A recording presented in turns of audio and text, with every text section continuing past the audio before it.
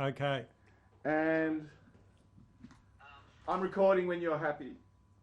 Cool, right, Nicholas. Just by the way, is it possible to turn him up a bit? Well, No, I you don't know want. why it's. It's a I bit think quiet. it- I can think hear it's it. his dodgy I can hear it. reception. I can hear it. How about, is that better? Yeah, that's all right. That's okay. That's okay. Just hold it like, Yeah. look at my ugly close up. Yep. And try to mute if you can in between questions, if you don't mind. Yeah, I will. Thank you. Right.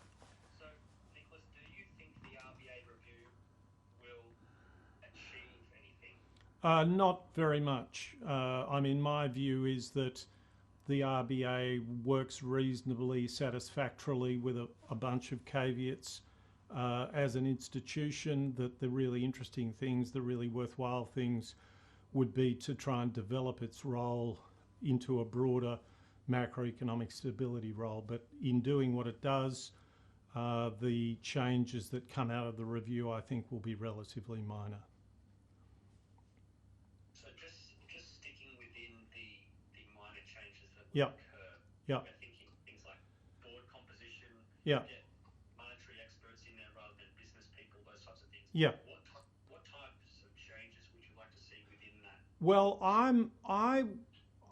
I was persuaded many years ago by Ted Evans, who was the Secretary to the Treasury and therefore a board member, that the tradition we have in Australia of someone from the union movement and of some businesses wasn't such a bad thing to do, because it needs to show some social intelligence as well as economic expertise, and one needs to be able to convey the idea that this has some degree of representativeness of the people, of different kinds of people in Australia. Now, given that the board is dominated by economic expertise anyway, or rather that the bank is, and that the banks and that the staff of the bank and the governor of the bank have a very heavy amount of influence, I think of it as a bit of a storm in a teacup, a sort of a thing which people can talk about. It's a good talking point, but I don't think it will produce any very substantial changes. There are some circumstances where it could, but I don't think it'll produce any very substantial changes. And if it does produce changes, I'm not even sure, they're pretty marginal, and I'm not even sure that they're worth it, because, as I've said, this comes from a quite deep Australian tradition of social involvement in economic decision making, and I don't think that's all bad. So in a way, if we were to get rid of business people and stack the board with monetary policy experts, PhDs and those types of things, could that even be putting it even further away from... Well, indeed, you can. I didn't argue that in my last answer, but that's exactly right. The other argument is that experts get themselves all tangled up in their own kind of groupthink, and we've got plenty of evidence of that. So generally, I'm a pluralist, and there are certain areas like forecasting where I can prove to you that economic expertise doesn't add very much. In other words, the future is unknowable. So much is unknowable that that thinking that we have the very best economists gives us a false confidence that they know more than they do. So again, that's another reason for saying this may not be necessarily a step forward. And what about the macroeconomic architecture we have in Australia and we've had in the inflation targeting era? Yep. Do you think it's still fit for purpose? Was it ever fit for purpose? We use monetary policy as the main instrument for managing the cycle for reasons that Phil Lowe put rather catchily and paradoxically in his last chat with our legislators. And he said that monetary policy was a crude instrument, or a blunt instrument, but a nimble one. Now that's an odd thing to say, but what he meant was we can change it overnight. And we can't do that with fiscal policy. And fiscal policy, whenever we try to change it, degenerates into endless position taking, squabbling, and increasingly wild culture wars. Who knew that we could do that with vaccines, but we did it in a flash. So the main reason we use monetary policy as our sort of mainstay of macroeconomic management is that reason. It's a question of happenstance. So we could design a system in which, again, just at the margin, there was some independence in the management of fiscal policy. And that's what I've been arguing for over 20 years. And various people say, yes, that's terribly interesting. Come and talk to our senior executive service next. But they don't say, okay, let's put our thinking caps on. Let's put this into the system. Let's develop it. Let's see who objects to it. Let's see why they object. Let's see if we can meet those objections. And when people say, well, I don't like this, we can then ask them, well, we know you don't like it, but do you like it more or less than another 2 percentage points on your home loan interest rate? Those are the kinds of conversations we should have been having. And I would say those were the sorts of conversations in another area, in microeconomic reform rather than this, which is macroeconomic reform. Those were the conversations that were the mainstay of the Hawke and Keating governments and the very early Howard government. And we just stopped doing that kind of stuff. But this, I got the Business Council signed up to some of these ideas just at the beginning of that period in 1999. And everyone says, yes, that's terribly interesting. Let's not do anything about it. Well, so in 2015, when you were arguing that there were scores of thousands of Australians who were left unnecessarily unemployed by the RBA Yep. because it wasn't cutting rates fast enough. Yep. If in that period there was some type of independent fiscal authority, or the RBA had more ways of cutting inflation or lifting inflation besides interest rates, like whoever has the power, Yep. if that was in place at that time, Yep. what do you think would have we been able to achieve with the economy? Yeah, I think we could have done better, but remember, this was a kind of a mass hallucination. So it was the official family moving together. The Reserve Bank thought this. The Treasury put out similar forecasts, and the forecasts were, get this, for unemployment to rise and for essentially nothing much to be done about it at the macroeconomic level. So we've got two levels of failure. We've got certain levels of failure in terms of the architecture of the system, but we also, but our policy elite goes into these periods where they sort of govern by the seat of their pants. Everyone talks to everyone else, and they're all what Paul Krugman calls the very serious people. There've been not many people who were arguing this. I mean, there were some, and I was one of them, and Ross Garnaut was ahead of me.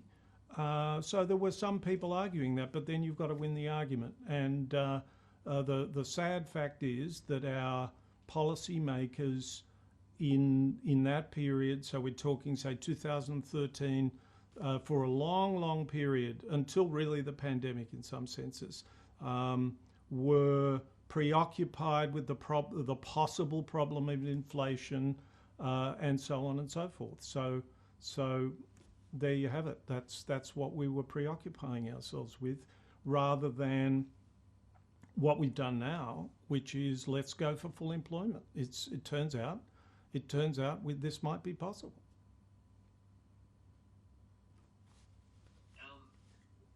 Could the effectiveness of monetary policy in Australia be improved if we were to improve some of the RBA's supporting institutions? So I have APRA in mind.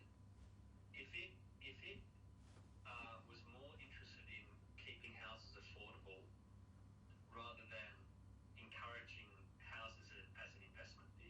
Hmm. Would it make the RBA's job easier in any way? Or is that the wrong way to think about it? No, it's an interesting way to think about it. I haven't thought about it like that. I mean, the APRA, well, what's the acronym? Australian Prudential Regulatory Authority. APRA will be thinking about this in a fairly technocratic way. They'll just be looking at the value of assets against the value of loans and so on. I think it is. I mean, it's quite interesting that the central banking system, and that would include APRA, have interested themselves in greenhouse risk, and I think that's fine. But I think there would be nothing wrong with the central banking system saying to itself and saying publicly, the world is a much socially healthy place when houses cost 3 times average earnings, not 6 times, 7 times, 8 times family earnings, and we're heading back into an Edwardian class structure. So I regard that as quietly catastrophic. And yes, I'd love to see the central banking apparatus say, how do we, what are the costs of this structure? One of the costs is the massive financialisation of houses. So a lot of the cost of houses is simply in funding the debt, and that's dead money. That's because it's like everyone standing up at the football to get a better view. So there are all those kinds of arguments for saying that these highly regulatory arrangements we had, highly interventionist arrangements we had after the war, they were probably inefficient in all kinds of ways and in ways that we could improve.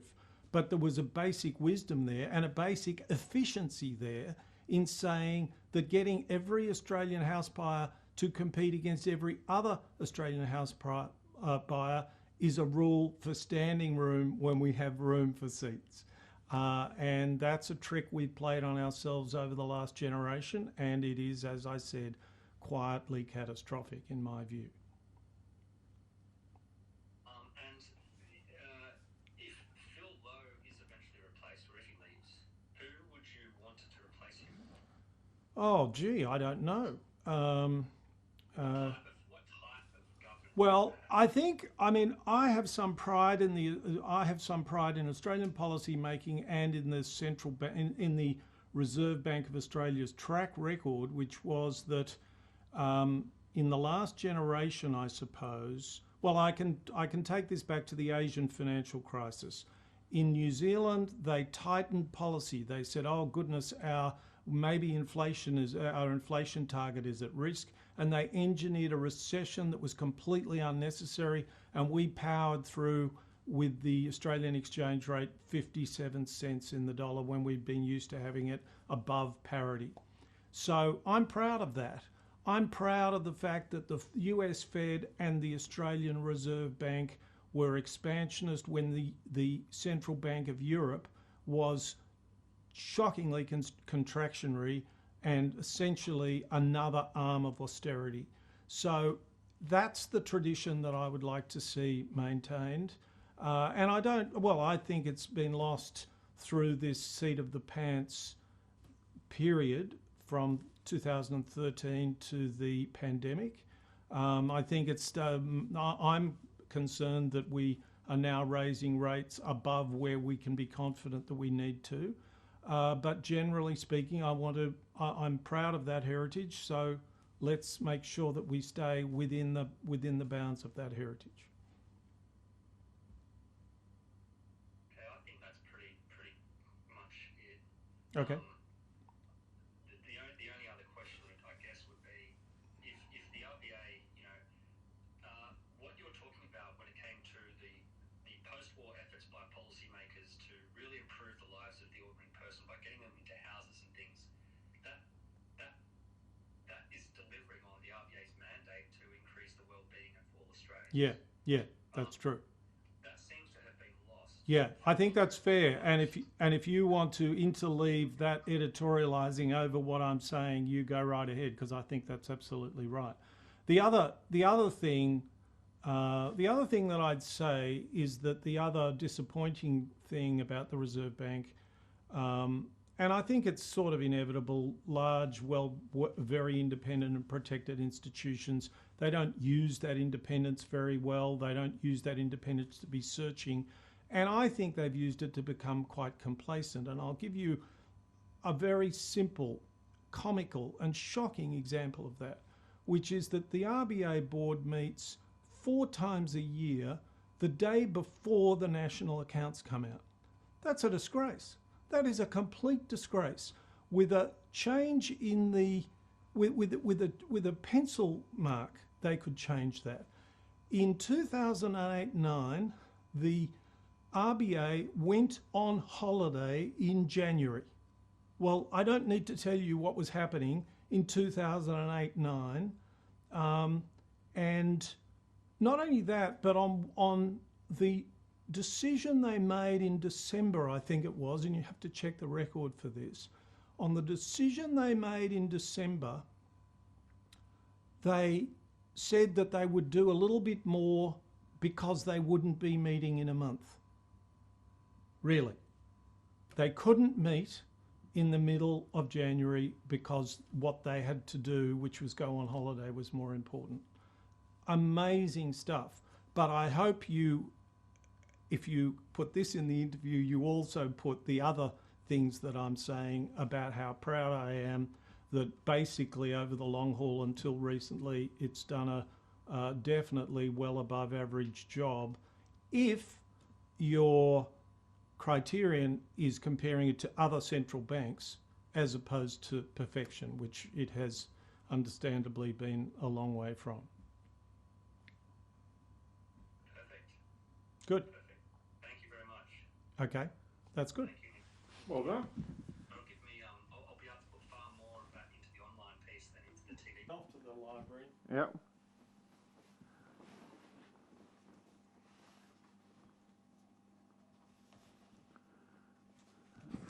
Great. Now he wants these cartoons.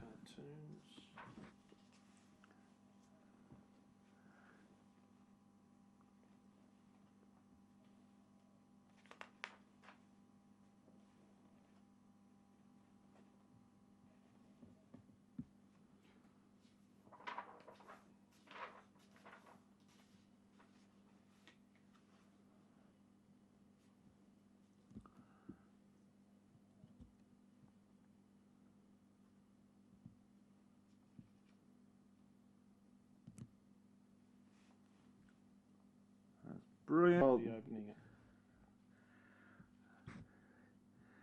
And yeah, let me just get a tighter shot to show you.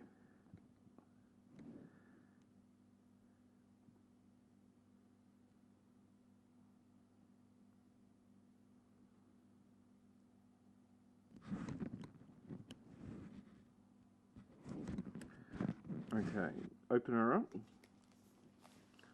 Okay.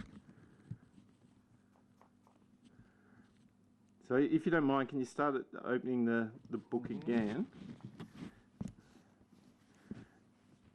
And open it up and we'll...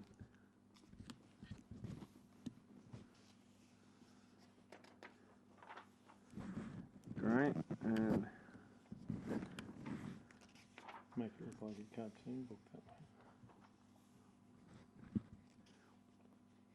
Was there a particular cartoon or a line he wanted? No, but those are the two that are in the article, and they were in the press when he published it in 1940. Okay, I'll stand by. I'll just give him a couple of versions of it. Yep.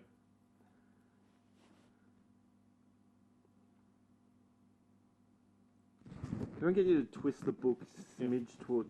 not quite, but the first one, if you just right. tilt it just slightly towards my camera. Yeah.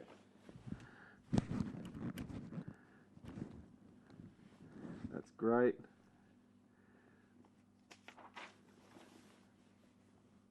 Perfect. I'll just do a little pan across.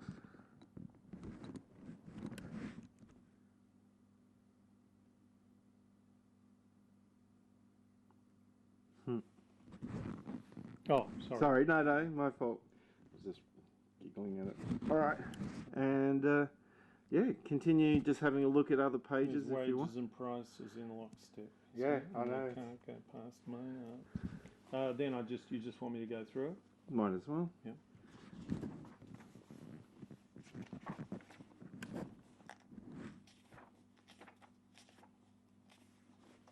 There you go, there's a table for you. The one on the right side or the left? Well, no, I just meant that Oh, as far as... it's just a table which gives you a bit something visually different to just lots of text. That's great. I kind of feel this will be very quick. Yeah, on the screen. Yeah, when it goes on the screen. So there you are. He's pulling £300 million out of wages. Perfect to give it back to people like